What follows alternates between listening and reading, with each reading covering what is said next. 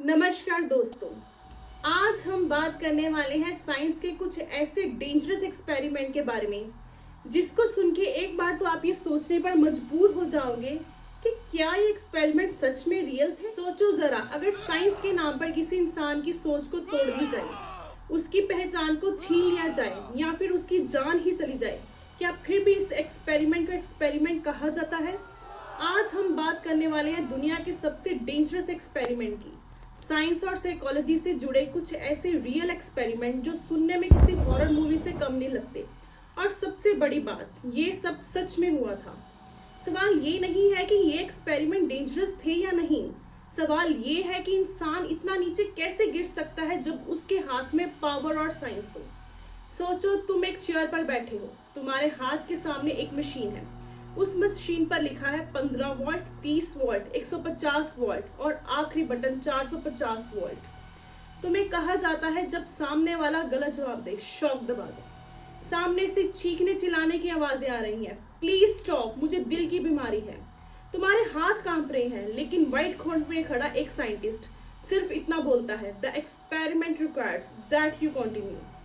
ये था मिलग्रिम obedience experiment. 1961 में सेलेनिटी मिलग्रिम ने दुनिया को दिखाया कि अथॉरिटी के सामने इंसान कितना हेल्पलेस हो जाता है। अब हम चलते हैं दूसरे एक्सपेरिमेंट की तरफ। आप इमेजिन करो, तुम एक नॉर्मल कॉलेज स्टूडेंट हो। कल तक तुम किसी के दोस्त थे, आज तुम गार्ड हो और सामने वाला प्रिजनर। उससे कहा जाता है तुम उसको नाम से नहीं बुला सकते, तुम सिर्फ नंबर से बुलाओगे और तुम्हें पावर दी गई है, कंप्लीट पावर।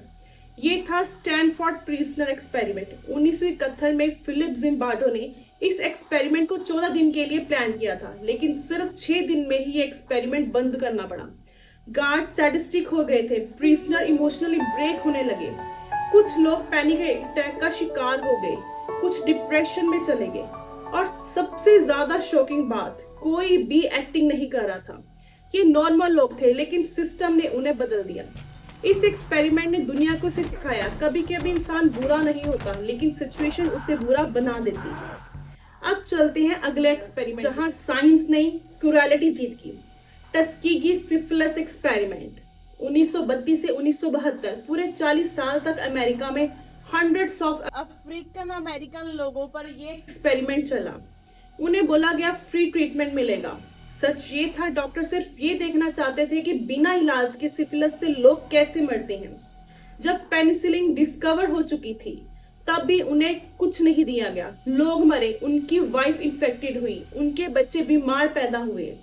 ये एक्सपेरिमेंट साइंस नहीं, ये एक क्राइम था। इसकी वजह से आज मेडिकल एथिक्स और इन्फॉर्म्ड कंसेंट इतने स्ट्रिक्ट हो चुके हैं। अब सोचो, अगर तुम एक छोटे से बच्चे हो और तुम्हें रोज तुमसे कहा जाए तुम बेकार हो, तुम ठीक नहीं हो, तुम ठीक से बोल नहीं सकते, तुम प्रॉब्लम हो, ये सिर्फ वर्ड्स नहीं, ये एक एक्सपेरिमेंट था। इस एक्सपेरिमेंट का नाम था द मॉन्स्टर स्टडी। 1939 में साइकोलॉजिस्ट ने ऑर्फन एक्सपेरिमेंट किया। कुछ बच्चों की प्रेस की गई और कुछ को मेंटली टॉर्चर किया गया। जो बच्चे बिल्कुल नॉर्मल थे, वो बहुत ज्यादा एंजाइटी और लो कॉन्फिडेंस का शिकार हो चुके थे। एक्सपेरिमेंट खत्म हो गया, पर ट्रॉमा जिंदगी भर के लिए बन गया। इसलिए इस एक्सपेरिमेंट को नाम मॉन्स्टर स्टडी का दिया गया, क्योंकि विक्टिम मॉन्स्टर नहीं थे, लेकिन जो एक्सपेरिमेंट था वो पूरी तरह से मॉन्स्टर। चलो अब साइंस के एक ऐसे एक्सपेरिमेंट पर जाते हैं जहां पर जानबूझकर एक रिस्क लिया गया। डॉक्टर मैरी मार्शल को लगता था कि स्टोमक अल्सर स्ट्रेस से नहीं, लेकिन बैक्टीरिया से होता है। लेकिन उनकी ये जो बात थी उसको मानने के लिए कोई तैयार ही नहीं था। तो उन्होंने क्या किया, उन्होंने खुद हेलिकोबैक्टर पाइलोरी बैक्टीरिया पी लिया। कुछ ही दिनों में उन्हें वॉमिटिंग, बहुत ज्यादा सीवियर पेन होने लगा। उन्होंने खुद को एंटीबायोटिक दिया और ठीक होने लगे। उनका एक्सपेरिमेंट डेंजरस था क्योंकि इसमें उसकी जान भी जा सकती थी, लेकिन इन्होंने मेडिकल साइंस बदल दी। कभी कभी साइंस आगे बढ़ती है जब कोई अपनी जान दांव पे लगा दे। अगर ऐसे ही इंफॉर्मेशन आप चाहते हो तो मेरे चैनल पे बने रहो और सब्सक्राइब करना मत भूलना। Thank you.